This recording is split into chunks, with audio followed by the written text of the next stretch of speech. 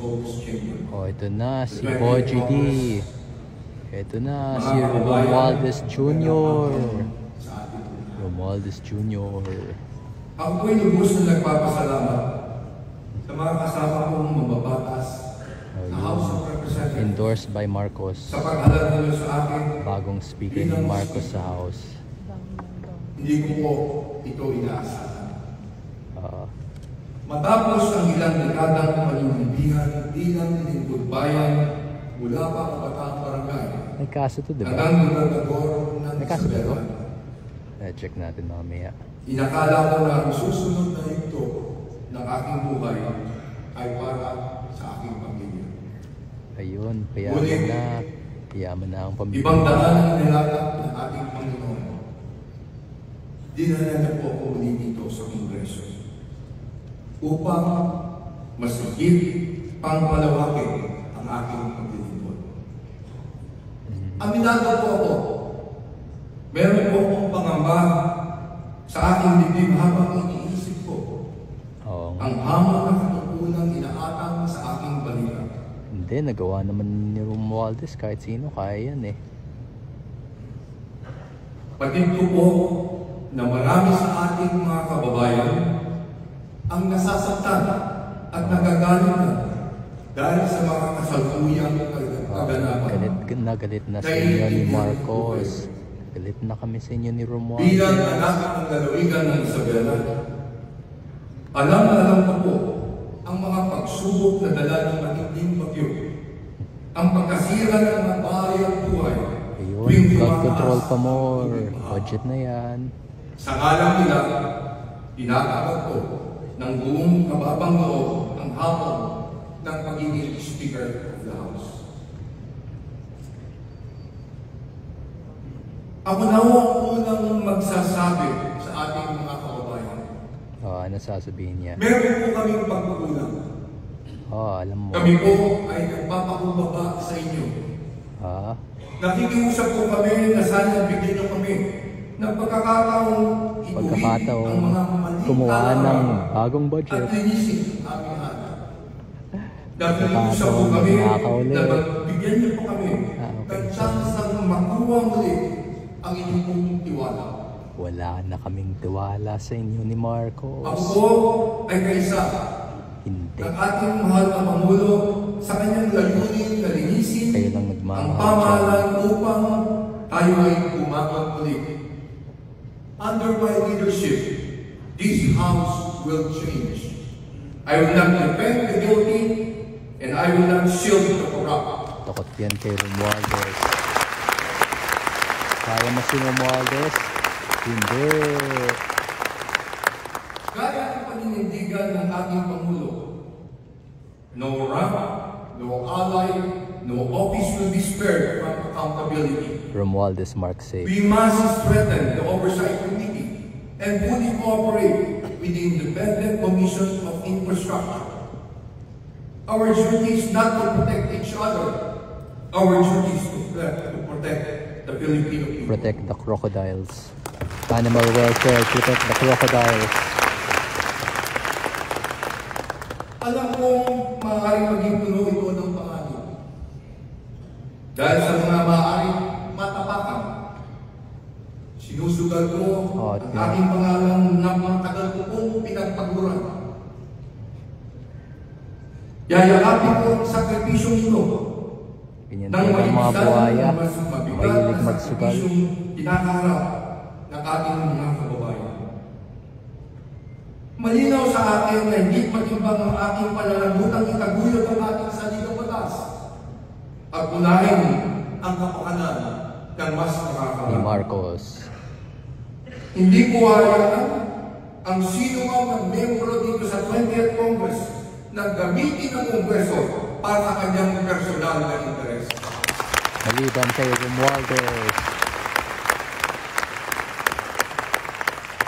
Panahon na ituon natin ang ating paningin sa mga pangailangan ng ating mga kababayan. Sila ang rason kung bakit tayo narito. Anong ginawa niya sa kanila? Sila ang unahin natin bago ang pangsariling kapakanan. Huwag niya silang nakawan. Kung meron kong dapat na managot sa mga umuugong ng mga paratang na Lahat ito, kayo mananagot. titiyakin natin Lahat kayo. na magiging patas ang mga pagdinig. Wala namang hustisya dito eh. At kung meron man mga pangalang nabanggit sa mga pagdinig na ito, may mga tamang forum para sila ay makapagpaliwanag. Oh, takot na yan. Tayo po ay magiging transparent at accountable sa ating mga gawain. Yun, Kung transparent. kinakailangan, magpapagnayan sa mga naglalabas ng saloobin, ako po mismo ang Walang haharap makukulong na para- congressman dyan. Baka ako nga unang makulong eh. Huwag niyo akong tulong please. Makikinig po kami sa daing ng ating mga mamamayan. Makikinig po kami sa inyong mga boses. Wala kayong pinapakinggan. Ito lang ang paraan para lumabas ang tawag katotohanan at dito lang masisimulang matanggal ang agam-agam ng ating mga kababayan. Sa mga kasama ko sa Kongreso, magtatanong lamang po tayo kung tayo magkakaisa upang makamit ang hangarin ito. Buo ang aking paniniwala na mas nakakarami sa ating mga kasamahan ang nangangarap at handang magtrabaho ng tapat para mapabuti ang ating bansa. Para mabuti ang ating bulsa. Para sa ating bulsa. Hindi ko po magagawa itong na nag-iisa. O, kailangan mo si Kailangan Marcos. po kayo. Kailangan po natin ang bawat isa.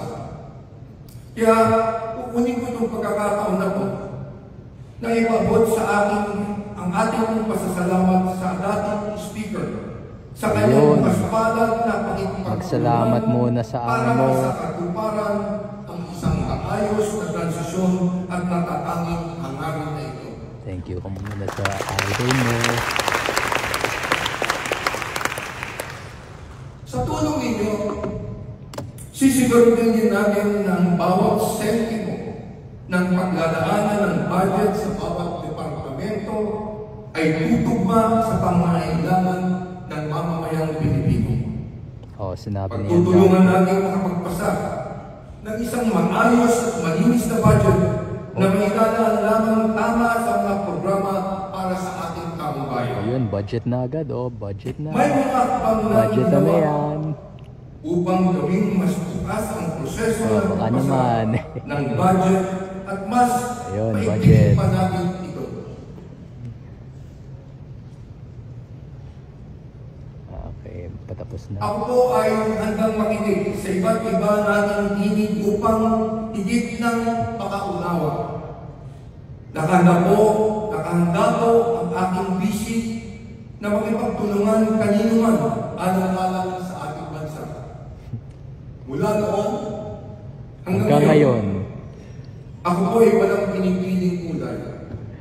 Ayun. Lahat ay mahalaga. Lahat ay may maaaring maiambag. Silang kulay, upang magampanan blue ang ating bills. mandato Blue bills na bilang yan. ginagawa ng ating mga mamamayan.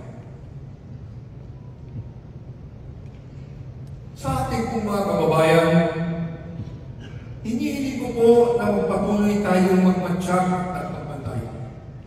Tanging kayo lamang po ang makakapagsabi at makakapagpasya kung dapat bang ibigay ninyo muli ang tiwala sa amin. Hindi. Kayo ang magiging Sinayang mo ang bahagi ng tiwala reforma namin. para masiguro Wala na natin kayong sa pag-asa. darating na mga araw ang Wala na tong kapakanan ng pag-asa. ating bayan ang mauunan. Wala na yan. Ngayon na po ang oras. Dati Hindi ang bukas, oras. hindi sa susunod na mga araw. 2022 pa kami. Sama-sama tayo Wala kayong magbangon. ginawa. Kayo ni Marcos, Sama-sama tayo walang ginawa. kumilos. Sama-sama tayo maglingkod. Wala nang gustong sumama sa Hindi inyo. magiging madali ang ating tatalakayin. O, pinahirapan niyo pa kami eh. Alam kong magiging mahirap para sa ating lahat.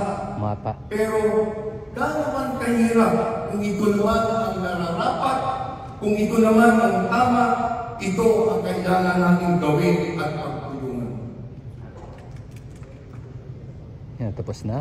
Hindi, meron pa isa pa. Ayun, isa pa. Diba? Ay, palakpakan muna tayo. Sa bagong kongreso, Bago. ipaparamdam po natin ang tunay na malasakit. Bagong Romualdez ka lang. Papamalas natin ang tunay na paglilingkod na nakatulog ng buo para sa pagkangat ng buhay ng isang bayanang Pilipino. Walang ibang agenda, walang ibang interes, kapakanan ng Pilipino ang simula, gitna at dulo at wala ng iba. Wala kayong pake sa mamamayang Pilipino. Sa lahat ng ito, hindi tayo hatungan sa ating mga salita, kundi sa ating mga Gawa?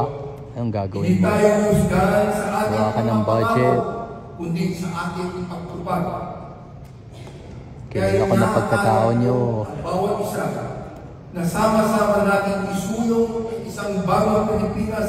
Bagong na budget. matatag, marangal at May nagkakaisa. bagong budget na yan. Muli, O yun. maraming Yun, salamat Forbes sa inyo. Park na tayo. Forbes Park Pagpalain na. nawa tayo ng buong may O GBGC. BGC na tayo. Forbes Park.